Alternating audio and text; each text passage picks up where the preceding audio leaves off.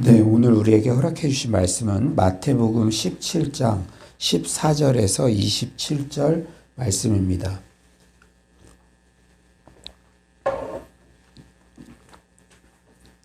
마태복음 17장 14절에서 27절 말씀입니다. 네, 다 찾으신 줄 믿고 저와 여러분이 한 절씩 교독하겠습니다. 그들이 무리에게 이르매 한 사람이 예수께 와서 꿇어 엎드려 이르되 주여 내 아들을 불쌍히 여기소서. 그가 간질로 심히 고생하여 자주 불에도 넘어지며 물에도 넘어지는지라. 내가 주의 제자들에게 데리고 왔으나 능히 고치지 못하더이다. 예수께서 대답하여 이르시되 믿음이 없고 패역한 세대여, 내가 얼마나 너희와 함께 있으며 얼마나 너희에게 참으리요. 그를 이리로 데려오라 하시니라. 이에 예수께서 꾸짖으시니 귀신이 나가고 아이가 그때부터 나으니라. 이때 제자들이 조용히 예수께 나와 이르되 우리는 어찌하여 쫓아내지 못하였나이까. 이르시되 너희 믿음이 작은 까닭이니라. 진실로 너에게 이르노니 만일 너희에게 믿음이 겨자씨 한 알만큼만 있어도 이 산을 명하여 여기서 저기로 옮겨지라 하면 옮겨질 것이요 또 너희가 못할 것이 없으리라. 갈릴리에 모일 때 예수께서 제자들에게 이르시되 인자가 장차 사람들의 손에 넘겨져 죽임을 당하고 제3일에 살아나리라 하시니 제자들이 매우 근심하더라. 가버나움에 이르니 반세겔 받는 자들이 베드로에게 나와 이르되 너의 선생은 반세겔을 내지 아니하느냐. 이르되 내신다 하고 집에 들어가니 예수께서 먼저 이르시되 시몬아 너의 생각은 어떠하냐. 세상 임금들이 누구에게 관세와 국세를 받느냐. 자기 아들에게냐 타인에게냐. 베드로가 이르되 타인에게니이다. 예수께서 이르시되 그렇다면 아들들은 세를 면하리라. 다 같이 읽겠습니다. 그러나 우리가 그들이 실족하지 않게 하기 위하여 너가 바다에 가서 낚시를 던져 먼저 오르는 고기를 가져 입을 열면 돈 한 세겔을 얻을 것이니 가져다가 나와 너를 위하여 주라 하시니라. 아멘. 어제 본문은 변화산상에서, 그러니까 산 위에서 황홀한 경험을 소개하고 있죠.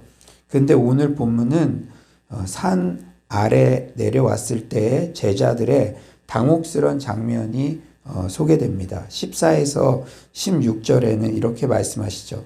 그들이 무리에게 이르매 한 사람이 예수께 와서 꿇어 엎드려 이르되 주여 내 아들을 불쌍히 여기소서. 그가 간질로 심히 고생하여 자주 불에도 넘어지며 물에도 넘어지는지라.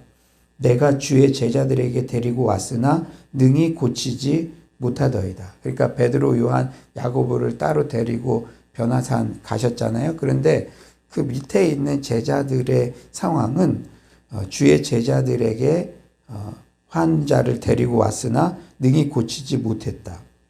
여러분, 이 본문을 보면서 우리가 알아야 될 것은 사실은 산 아래에서 펼쳐지는 장면이 우리의 일상과 가깝습니다. 우리는 아무리 예배를 통해 주님의 큰 은혜를 경험하고 때로는 부흥회 같은 것을 통해서 신비적인 체험을 했어도 우리가 일상을 살아야 하는, 오늘도 출근해야 하는 우리의 직장, 그리고 우리 자녀들을 이렇게 키워야 되는 가정, 학교, 이런 등에서는 여전히 많은 문제들이 산적해 있다는 것이죠. 우리 15절 한번 다 같이 한번 읽어볼까요? 15절입니다. 시작. 주여 내 아들을 불쌍히 여기소서. 그가 간질로 심히 고생하여 자주 불에도 넘어지며 물에도 넘어지는지라. 여러분, 본인이 아픈 것도 속상하지만 자녀가 아플 때 얼마나 힘듭니까? 아들이 간질이 걸려 불에도 넘어지고 물에도 넘어지고 있는 상황입니다. 여러분의 자녀가 불에도 지금 막 들어갔다 나오고 물에도 들어갔다가 나오고, 나중에 예수님께서 18절에 귀신을 꾸짖으신 것을 보면 아들이 지금 귀신 들려 있는 상황이에요. 얼마나 기가 막히겠습니까? 그런데 우리 일상에는 이런 아픔을 지닌 부모님들이 많이 있다는 거예요. 저도 예전에 이렇게 신방을 다니다 보면, 전혀 겉으로는 그러한 어려움이 없어 보이고 늘 웃으시고 그러는데, 이제 사이가 가까워져서 라포가 형성돼서 본인의 이야기를 하기도 하고, 본인의 집에 초대하기도 하고, 그러면은, 진짜 문제 없는 가정이 없을 정도로 때로는 그냥 방문 안에 저는 자녀가 있는지도 몰랐는데 계속 그냥 방에서만 살고 있는 자녀가 있기도 하고 정말 가슴 아픈 그러한 소식들이 생각보다 우리 이웃들에게 우리 주변에 우리 일상에는 많다는 거예요. 우리 일상에 이런 아픔을 지닌 부모님들이 많습니다. 특히 코로나19가 장기화되자 자녀들이 중독, 우울에 빠져 거의 죽게 되었는데 손도 못 쓰고 답답해하며 마음이 찢어질 듯 고통스러워하는 부모님들이 우리 주변에 많이 있습니다. 그런데 그 아버지가 지푸라기라도 잡는 심정으로 산 밑에 제자들에게 왔는데 제자들은 아무런 대안과 해결책이 되어주지 못하고 있어요. 여러분, 우리의 모습을 한번 생각해 봅시다. 우리가 교회 다니는 거 다 아는데 늘 성경책을 끼고 종교적인 언어를 하는데 우리의 주변 사람들이 정말로 너무 힘들다고 우리에게 혹시 무언의 메시지들을 보내고 있지는 않습니까? 그래도 제자들에게는 희망의 여지라도 있을까 해서 찾아오기라도 했잖아요.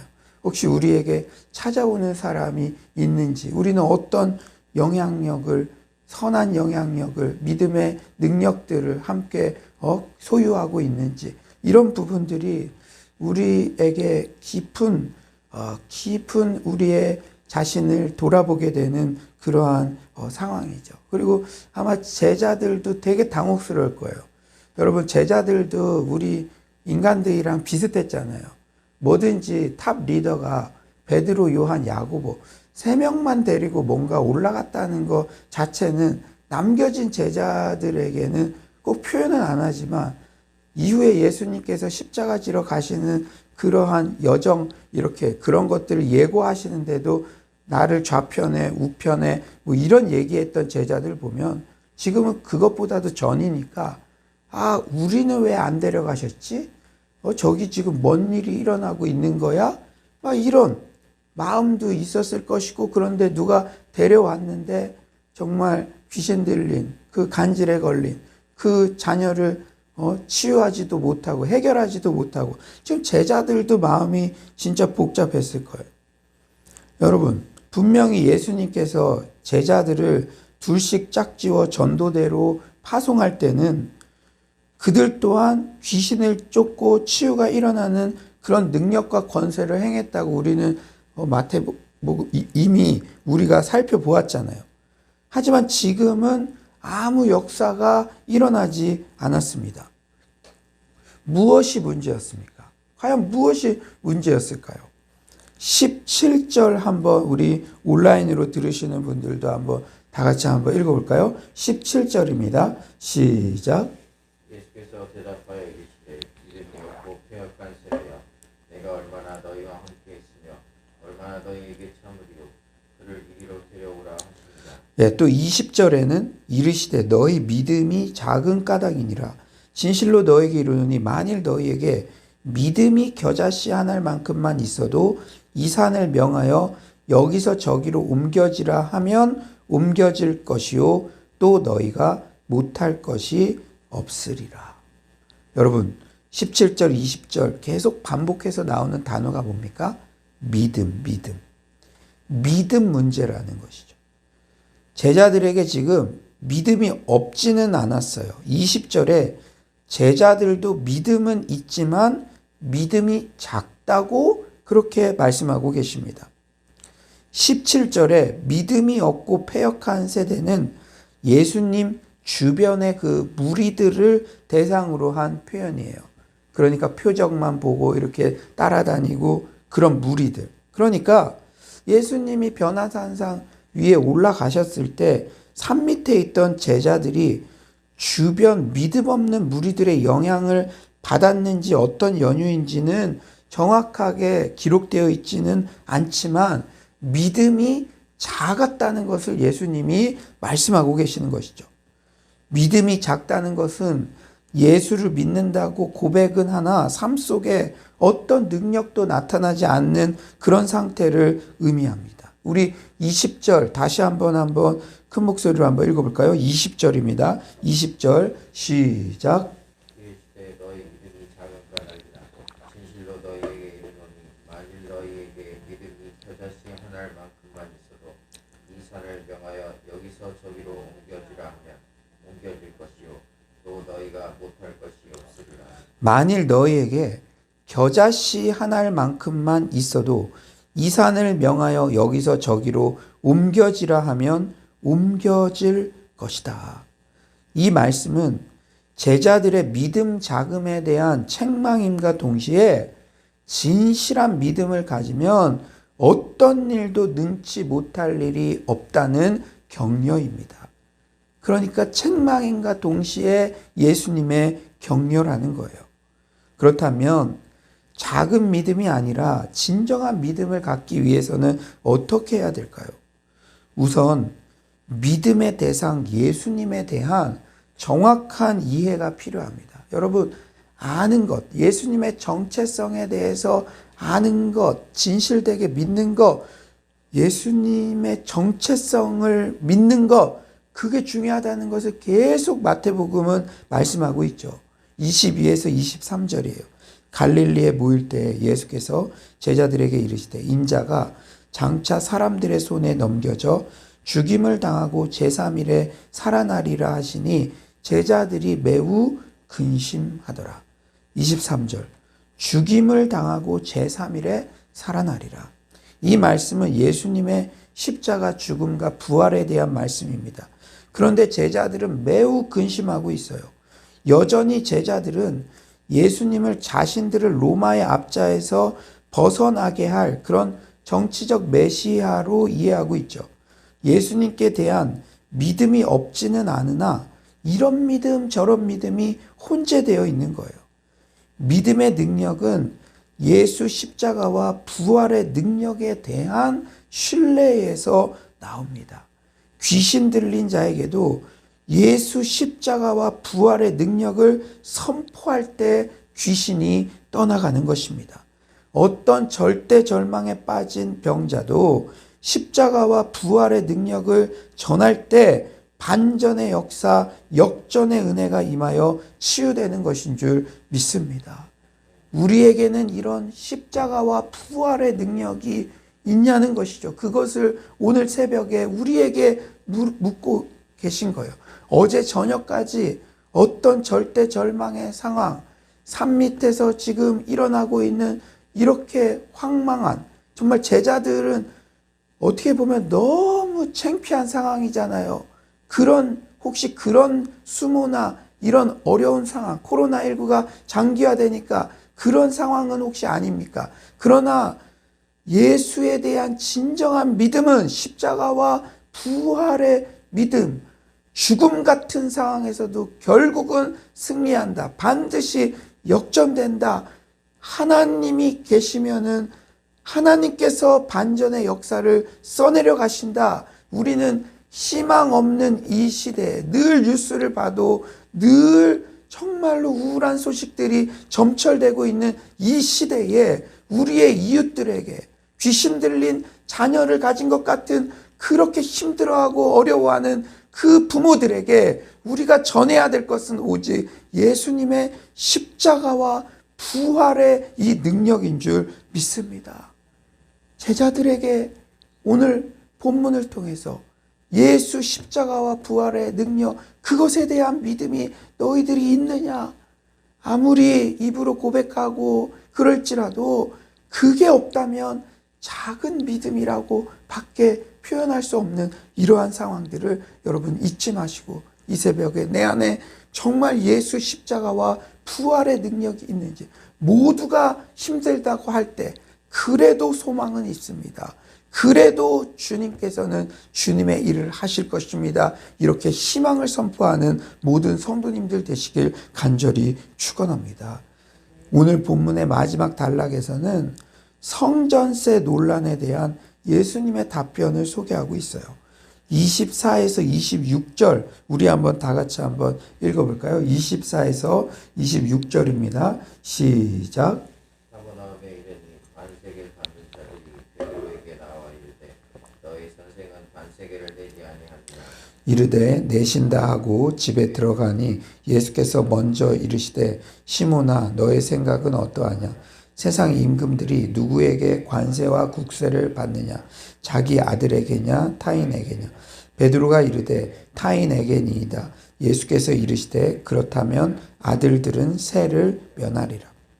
유대인이라면 누구든지 예루살렘 성전 운영을 위해 해마다 약간의 돈을 내야 했습니다. 성전세를 징수하는 이가 베드로에게 예수님은 성전세를 내지 않느냐고 그렇게 물어요. 이 질문에는 만일 부정적 대답이 돌아올 경우 예루살렘 성전에 대한 예수님의 불충을 고발할 악의적 의도가 담겨 있었습니다. 이에 대한 예수님의 대처가 참으로 지혜로워요. 저는 이런 본문을 볼 때마다 무릎을 칩니다. 25절에 세상 임금들이 자기 아들에게는 세금을 받지 않는다는 것을 이렇게 표현하죠. 그런 면에서 성전의 참 주인이신 하나님의 아들 예수님은 성전세를 낼 필요가 없죠.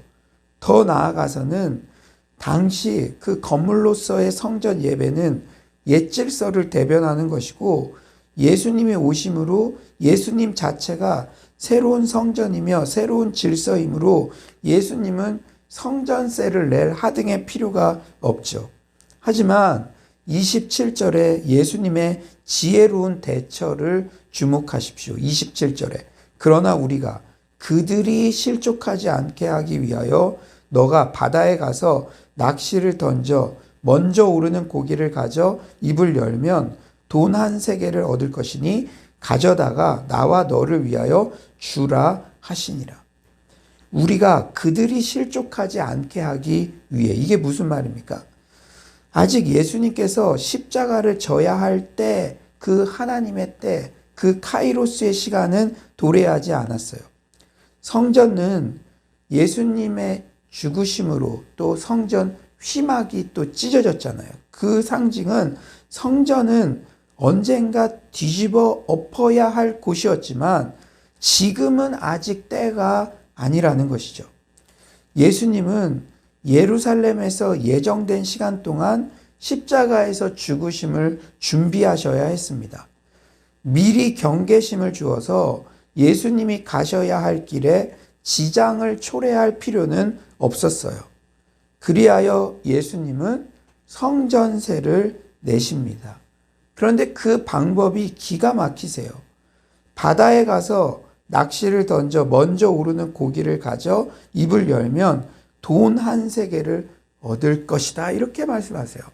여러분, 이거는 이 자연도 다스리시는 그 예수님의 신성, 예수님의 능력을 보여주시는 것이죠. 여러분, 제가 우리 세금 내야 되는데 저 한강 가서 고기 하나 잡아봐. 그 입속에 세금 있을 거야. 동전 있을 거야. 여러분, 이런 거나 마찬가지잖아요. 예수님은 이게 무슨 의미냐? 예수님은 자연 만물을 모두 다스리실 수 있는 권세가 있지만 성전 지도자들의 권위에 굴복해서 성전세를 내는 게 아니라 하나님의 때를 위해서 괜한 갈등을 집중시켜서 십자가 대업에 방해가 되면 안 되니까 그렇게 성전세를 바친다는 사실을 강조하고 있습니다. 이제 말씀을 정리하겠습니다. 오늘 본문이 어떤 교훈을 주고 있습니까? 우리가 신앙생활을 하며 변화산상 위에서 황홀한 은혜를 경험하는 시간은 정말 작습니다. 그 시간은 우리가 매번 그런 신비적인 은혜를 계속 그런 건 아니죠. 저도요, 3주 동안 강단 기도를 하는 지금 이제 마지막 주인데요. 그 기도하는 동안은 마치 변화산상에 올라간 것 같은 그런 주님과 깊은 교제를 나눌 수 있는 기간이지만 또 기도가 끝나고 일상에 오고 집에 오고 사람들을 만나고 하면은 이 강단 기도 기간 중에도요, 정말 산 아래서 제자들이 겪은 것 같은 그런 일상의 문제들을 듣게 되고 보게 되고 경험하게 되죠. 그래요. 우리가 살아가는 대부분의 시간, 우리의 일상은 귀신 들린 간질병 아들을 둔 아버지의 상황처럼 문제투성이고 가슴 아픈 사연들이 너무나 많습니다. 이런 일상에서 우리가 믿음의 능력을 행사하기 위해서는 무엇이 핵심이라고요? 예수 십자가와 부활의 능력에 대한 확고한 믿음, 그것이 핵심인 줄 믿습니다. 오늘 이 새벽에도요, 우리는요, 잘 되는 나, 이런 긍정적 사고방식, 자기 확신을 믿는 게 아니죠. 우리가 어떤 절대 절망 같은 상황에서도 죽음으로써 부활의 능력을 보여주신 예수님, 주님이 함께 계시면, 그 부활의 주님이 함께 계시면은 하나님께서 결국은 합력해서 선을 이루시고 이 코로나19에 어쩌면 죽음 같은 이 시간들을 통해서도 반드시 하나님께서 하실 일이 있고 교회를 정말 하나님의 그러한 성경적인 원리대로 세워가시며 우리 개인의 신앙들이 정화되며 그럼 분명히 하실 일이 있다는 사실을 신뢰하며 믿음으로 나아갈 때 부활의 그 역전의 은혜를 누리게 되는 줄 믿습니다. 예수님에 대한 바른 믿음이 있다면 겨자씨만한 믿음이 있을지라도 이 산을 명하여 저기로 옮길 수도 있는 기적을 경험할 수 있다는 것이죠. 또한 모든 일에는 하나님의 때가 있습니다. 여러분, 예수님께서 그 성전 관리하는 사람들 정말로 되지도 않는 얘기로 또 반문을 하고 걸어오고 그럴 때 예수님은요, 보여주시는 거잖아요. 내가 세금, 물고기 입속에서도 제자들에게도 보여준 거죠. 교육을 시키신 거죠. 이 모든 능력이 있음에도 그 성전세 맡은 사람이랑 너가 어떻게 이렇게 무례하게 나한테 이러냐 이런 식으로 하면은 예수님께서 십자가 지시는 그 과업을 그 목적을 위해서 이 땅에 왔는데 그 전에 준비해야 될 것들이 있는데 괜히 다른 것에 포커스가 맞춰져서 그럴까봐 지혜롭게 그 때를 기다리시잖아요. 사랑하는 여러분 마음속에 이게 오랫동안 이 코로나가 길어지니까 참 조급한 마음이 들기도 하고 어려운 마음이 들 때도 있어요. 그러나 오늘 보면 모든 일에는 하나님의 때가 있다는 것을 여러분 잊지 마십시오. 하나님의 때가 이르기 전에는 불필요하게 오해를 살 만한 행동을 하지 않는 예수님의 지혜를 배우는 서울로의 모든 성도님들 되시기를 간절히 축원합니다.